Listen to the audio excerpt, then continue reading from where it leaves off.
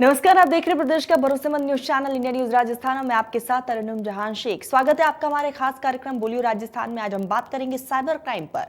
और हम सभी डिजिटल दुनिया की तरफ तेजी से बढ़ते जा रहे हैं, लेकिन इसी के साथ साइबर अपराध भी तेजी से अपने पैर पसार रहा है।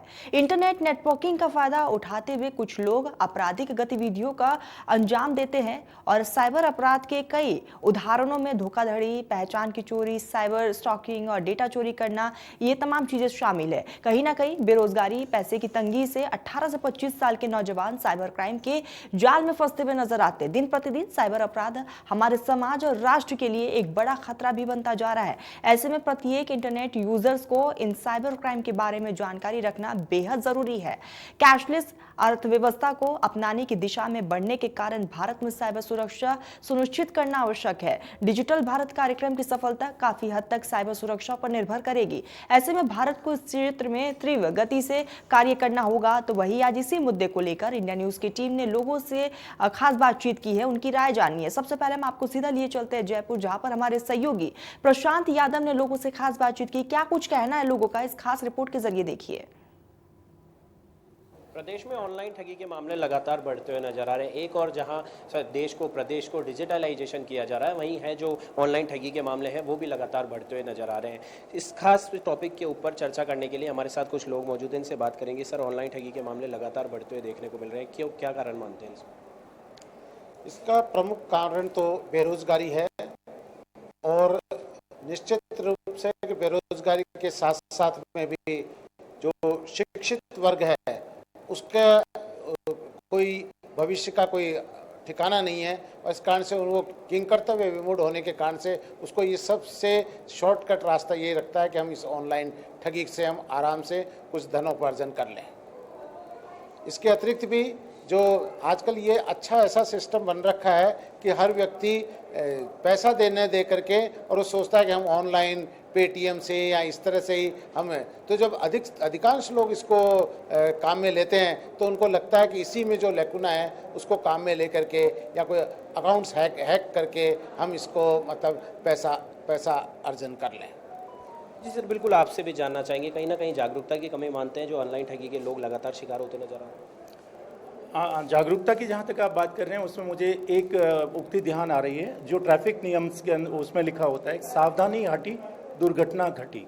तो ऑनलाइन ठगी को आप अगर जोड़ के देखें तो जो विज्ञान का चमत्कार है, तकनीकी के चमत्कार हैं, उन चमत्कारों का अगर दुरुपयोग कहीं कोई होता है उसका एक दूसरा रूप किसी भी चीज़ का गुण और अवगुण दोनों हैं। उनमें से जो लोग, जैसा कि अभी बताया कि बेरोजगारी या और बहुत सारे ऐसे कारण हैं, उनको लगता है बहुत कम समय में, अल्प समय में हम बहुत सारा धन अर्जित कर सकते हैं और उसके आधार पर हम अपने जीवन को अच्छे से कर सकते हैं, चाहे वो पकड़े भी जाएं, बार बार छूटना, बार बार पकड़ना जाना, लेकिन अल्टीमेटली उनको उसमें फ़ायदा लगता है। यानी हमारी सजगता उसमें सबसे महत्वपूर्ण। जी बिल्कुल, देखिए जागरूकता बिल्कुल इसमें रखने की जरूरत है, क्योंकि साफ तौर से कहा जा रहा है कि जो है दुर्घटना कभी भी घट सकती है अगर ध्यान से है जो डिजिटलाइजेशन को समझा नहीं जा सका। सर, आपसे भी जानना चाहेंगे, क्या कहीं ना कहीं जागरूकता में कमी है, क्या कारण मानते हैं जिससे जो है ऑनलाइन ठगी के लगातार शिकार होते लोग नजर आते हैं? देखिए, दो बातें बहुत महत्वपूर्ण बताई गई हैं। एक तो ये कि बेरोजगारी इसका एक बहुत बड़ा कारण है। दूसरा, जब तकनीक का विकास होता है तो उसके वजह से विकास भी होता है और विनाश भी होता है। अब सोचने वाली बात यह है कि जिस तकनीक का प्रयोग हम अपनी सुविधाओं को विकसित करने के लिए लगे हुए हैं, वहीं दूसरी ओर कुछ ऐसे विकृत समाज के कुछ व्यक्ति हैं जो बेरोजगारी से भी त्रस्त हैं और वो शॉर्टकट मेथड से बहुत जल्दी पैसा कमाना चाहते हैं, तो वो ऑनलाइन ठगी का माध्यम चुनते हैं। और दूसरी बात जो ये है कि इसको सुधारा कैसे जाए, तो मेरा ऐसा मानना है कि अगर शिक्षा के क्षेत्र में कुछ ऐसे कोर्सेज, चाहे वो ग्रेजुएशन के स्तर पर हो या स्कूल के एजुकेशन में अगर शामिल किए जाएंगे, तो निश्चित रूप से जो बच्चे पढ़ने वाले हैं या जो टीचर्स पढ़ाने वाले हैं वो उसके प्रति अवेयर भी होंगे और उसका कहीं ना कहीं दुष्प्रभाव निश्चित रूप से कम होगा, क्योंकि तकनीक का सदुपयोग और दुरुपयोग ये दोनों ही कड़ियाँ साथ साथ में चलती हैं। तो ऐसी स्थिति में साइबर ठगी होगी, अवश्य होगी, ये मैं बता रहा हूँ आपको, क्योंकि एक बात देख लीजिए कि जब भी विकास होता है तो विनाश उसके साथ में पैरेलल ही चलता है। तो रहने से ही हो सकता है। कई बार हम बैंक से भी हमारे पास में मैसेज आता है कि आप किसी को भी OTP शेयर नहीं करें, लेकिन फिर भी हमारे पास में किसी न किसी अलग अलग तरीके से वो कहीं और इंश्योरेंस के कारण से पूछ लेते हैं या और कोई कारण से पूछ लेते हैं और आप OTP बता देते हैं। और उसके कारण जब तक आप स्वयं निश्चिंत नहीं रहेंगे और किसी को OTP शेयर नहीं करेंगे तो ऐसा कारण ही नहीं हो सकता है कि आपको कोई ठगी हो जाए। आपके अपने जो बैंक डिटेल्स वगैरह हैं उनको आप तक ही सीमित रखना चाहिए। से भी वो ये बार बार ये इस तरह का मैसेज देते हैं कि आपको यदि किसी प्रकार की कोई ठगी होती है तो भी वे तुरंत रिजर्व बैंक ऑफ इंडिया से इसके बारे में शिकायत कर सकते हैं और यदि 24 घंटे में यदि कोई होता है तो वो वापस भी प्राप्त पैसा मिलता है। कई जगह मिला भी है वापस पैसा। तो इस कारण से पहले भी यदि कोई त्रुटि हो जाए तो उसके बाद में भी जो बैंकों के नियम हैं उसके आधार पर तुरंत सूचना दें और जो card, debit card, credit card जो भी हैं उनको तुरंत ब्लॉक कराएं ताकि आगे उसकी अमाउंट नहीं बढ़े। जी बिल्कुल, देखिए विकास के साथ विनाश का भी जो डर है वो साफ दौर से बना रहता है। लोगों का कहना है साफ दौर से कि कहीं ना कहीं है जो आम जनता को इस पर सचेत रहना चाहिए। डिजिटलाइजेशन होना बहुत अच्छी बात है पर कहीं ना कहीं है लोगों को अलर्ट रहना चाहिए, सचेत रहना चाहिए ताकि इस तरीके के जो मामले सामने आते हैं ऑनलाइन ठगी से उनसे बचा जा सके। कैमरा पर्सन निर्मल के साथ मैं प्रशांत यादव, इंडिया न्यूज़ जयपुर। अब आपको लेकर चलते हैं जोधपुर, जहां से हमारे सहयोगी ललित परिहार ने लोगों से खास बातचीत की है। उनकी राय जानिए, इस पूरे मुद्दे को लेकर खास रिपोर्ट देखिए।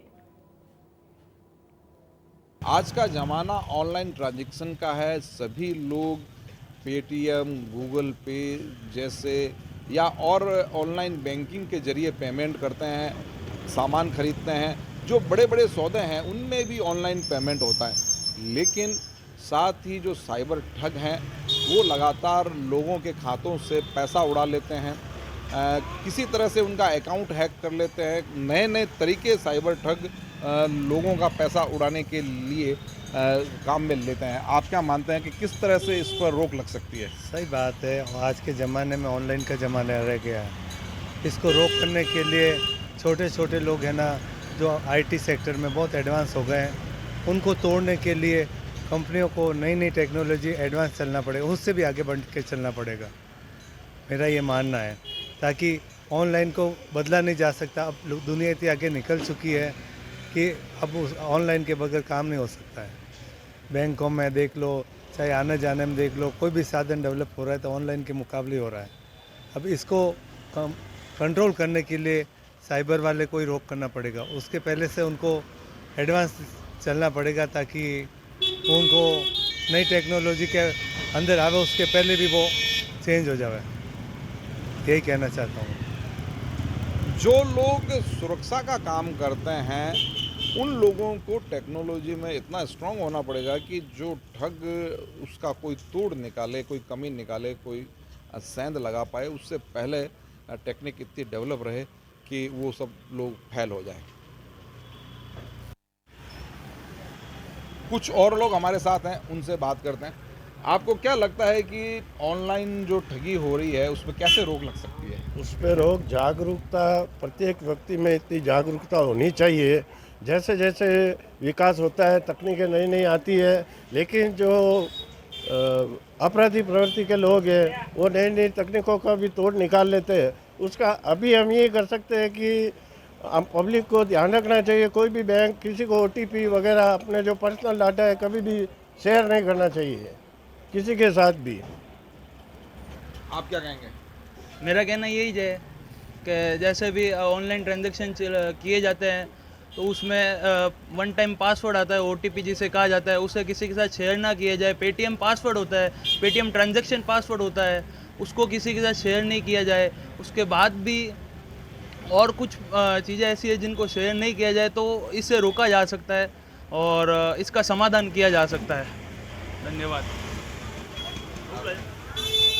किस तरह से ऑनलाइन ट्रांजैक्शन में जो ठगी होती है, जैसे आप भी व्यापारी हैं, आपने भी यहाँ पर गूगल पे का लगा के रखा हुआ है, तो किस तरह से इस पर रोक लग सकती है कि लोग बच सकें ठगी से? यही है, इसमें पासवर्ड नहीं देना चाहिए, जो OTP मांगते हैं किसी को नहीं देनी चाहिए। और तो बस पेटीएम पासवर्ड तो देना ही नहीं चाहिए। लगातार बैंकों की तरफ से मैसेज किए जाते हैं कि वो कभी भी किसी से उसका OTP या KYC की डिटेल नहीं पूछते हैं, तो उसके बावजूद भी लोग जब भी ठगों का फ़ोन आता है तो अपना OTP बता देते हैं या KYC की जानकारी दे देते हैं। ये जागरूकता और ज़्यादा लोगों में लानी होगी, तभी इस तरह की ऑनलाइन ठगी रुक पाएगी।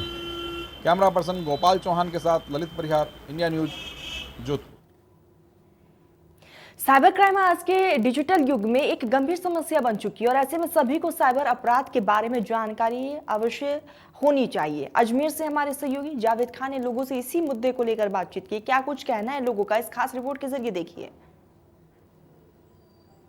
ऑनलाइन के ज़रिए लोगों के खातों से पूरा पैसा निकाल लिया जाता है। लोग घूमते रहते हैं, साइबर क्राइम के ऑफिसों में चक्कर लगाते रहते हैं, पुलिस प्रशासन और बैंकों में चक्कर लगाते रहते हैं, लेकिन उसको हासिल कुछ भी नहीं होता है। इस मामले को लेकर कुछ साइबर पीड़ित लोग जो हैं मेरे साथ मौजूद हैं और कुछ युवा वर्ग के लोग मेरे साथ मौजूद हैं, जिनसे हम खास बात करेंगे। इंडिया न्यूज़ में आप सभी का स्वागत है। इस तरह देखा जा रहा है कि साइबर क्राइम दिनों दिन बढ़ता ही चला जा रहा है। लोगों के जो जमा पूंजी होती है पूरी बैंकों से निकाल ली जाती है। क्या कहेंगे इसके बारे में?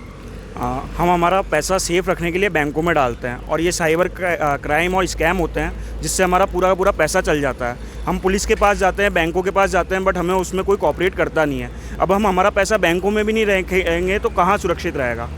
मेरा निवेदन है, मैं इंडिया टीवी के माध्यम से ये निवेदन करना चाहूँगा आप सबसे कि पुलिस को हमारा पूरा सहयोग करना चाहिए और बैंक को हमारा पूरा सहयोग करना चाहिए। हमारा पैसा हम बैंक में ही सेफ रखेंगे तभी देश में पैसा रहेगा बैंकों के अंदर और हमारा पैसा भी सेफ रहेगा। धन्यवाद। बिल्कुल सही बात है कि मतलब कुछ सेफ्टी होना बहुत ज़रूरी है। खुद का पैसा ही बैंक में सेफ नहीं है, आदमी कहाँ पैसा रखे। आपकी क्या राय इस बारे में? सर इसमें यही है कि सबका पैसा सेफ रहे और आज हम छोटे छोटे मनी सेव करते हैं तो उसका हमारा एक तरह एक मिनट में हमारा वो गायब हो जाता है। इसलिए पैसा को सेव करने के लिए, से सुरक्षित रहने के लिए ये करना जरूरी है सरकार को। कॉल मैंने करा था एक्चुअल में, पागल बनाकर मेरे से ठगी कर ली गई चीज़ में। कितने रुपए की ठगी हुई आपके साथ? 1,26,000 रुपये की। और अब मैंने 1930 पे भी कॉल करा, सब कहते 1930 पे कॉल करो। उसके बाद भी उसका भी कोई रिस्पांस नहीं आया। पुलिस में गया, उसका भी कोई रिस्पांस नहीं है। बैंक में गया, उसका भी कोई रिस्पांस नहीं है। सब इधर से उधर टाला टुली कर रहे हैं।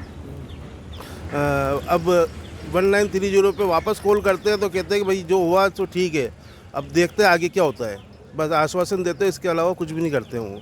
सरकार से क्या चाहते हो आप, प्रशासन से क्या चाहते हो? सख्त से इसमें कानून हो, किसी का पैसा गायब नहीं हो। इस तरीके से बड़ी मेहनत से पैसा कमाता है इंसान। आज बैंकों में रखने के बाद भी ये स्थिति हो रही है कि पैसा निकल रहा है हमारा। इसका तो अब क्या करा जाए, इसका अब सरकार इसका सख्त से सख्त कानून बनाया जाए इसके लिए। देखिए, साफ तौर से मित्तल साहब का कहना है कि सरकार जो है इस ओर बहुत ध्यान दे नहीं रही है। सरकार ने नियम कानून कायदे तो बना दिए लेकिन इसके अंदर ठोस कार्रवाइयाँ नहीं होती हैं। साइबर क्राइम जो है प्रतिदिन ऐसे हज़ारों लाखों लोगों को अपना शिकार बनाते हैं जिनकी ज़िंदगी भर की जमा पूंजी जो है बैंकों में रखी होती है और वो एक मिनटों में उसको साफ़ कर लेते हैं और फिर ऐसे लोगों को मौत के अलावा कुछ दिखता नहीं है।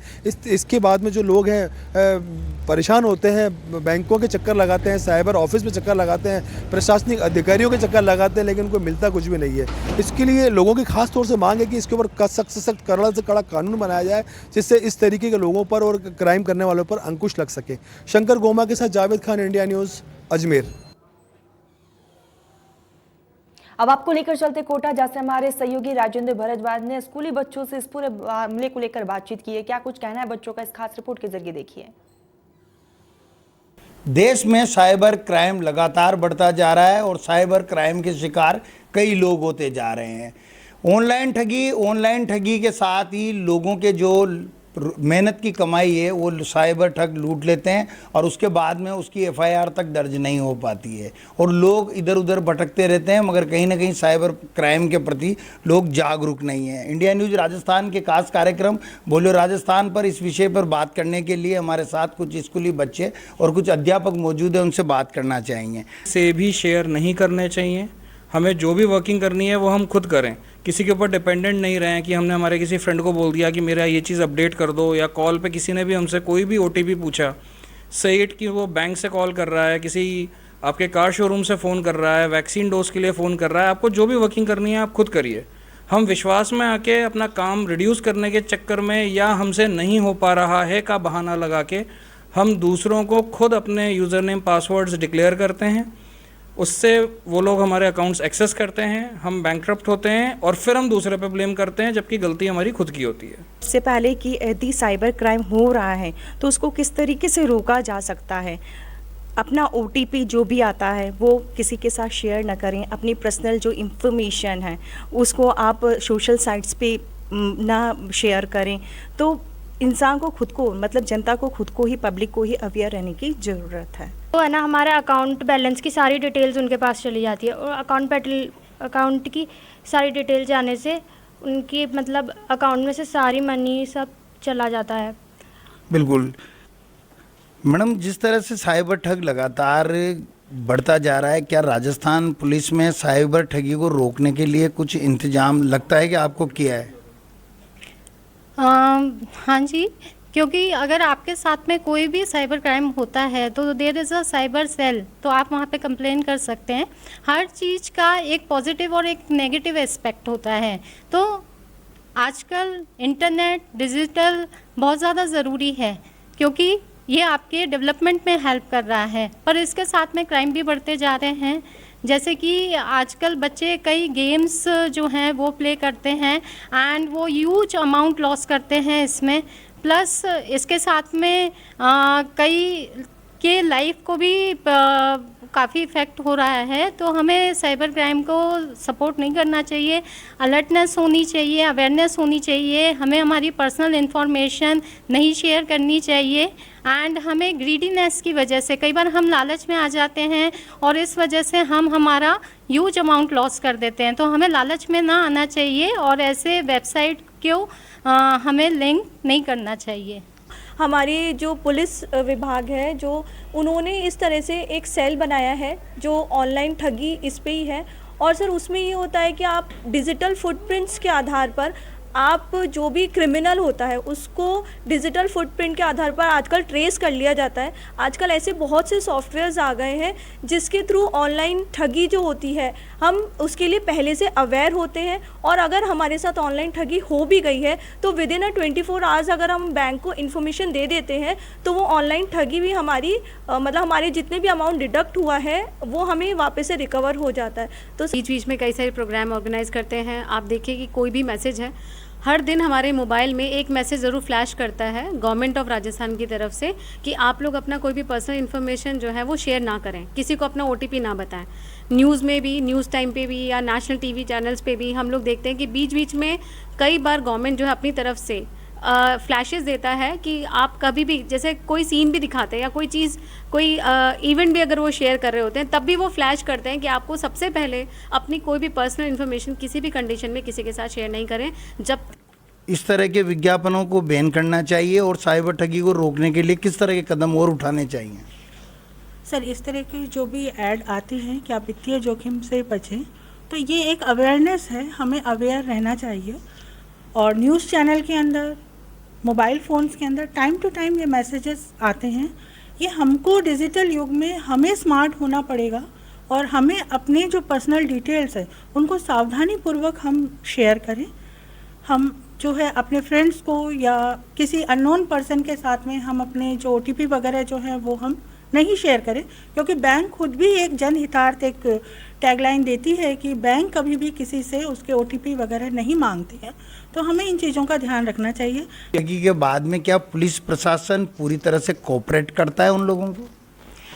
जी हाँ सर, मेरे हिसाब से, मेरे पॉइंट ऑफ व्यू से पुलिस काफ़ी, हमारी जो इंडियन पुलिस है काफ़ी सक्रिय है और आजकल ऐसे कई सॉफ्टवेयर्स भी, हमारी पुलिस भी अपडेटेड है, पुलिस भी हमारी मॉडर्नाइज्ड है, टेक्नोलॉजी हमारे पास काफ़ी अच्छी है और किसी भी क्राइम को ट्रेस करना आज इजी हो गया है। पुलिस डिपार्टमेंट ने भी इस तरह के कई सॉफ्टवेयर डेवलप करे हैं जिनसे, और हमें अपने आप को अपडेट करने की ज़रूरत है। जो भी हम ऑनलाइन ट्रांजैक्शन वगैरह करते हैं उसमें हमें अपने आप को उसकी पूरी नॉलेज हमारे पास होनी चाहिए और रिजर्व बैंक ऑफ इंडिया जो गाइडलाइंस हमें देता है उसके बारे में भी हमें जागरूक होने की आवश्यकता है, उनको फॉलो करने की आवश्यकता है।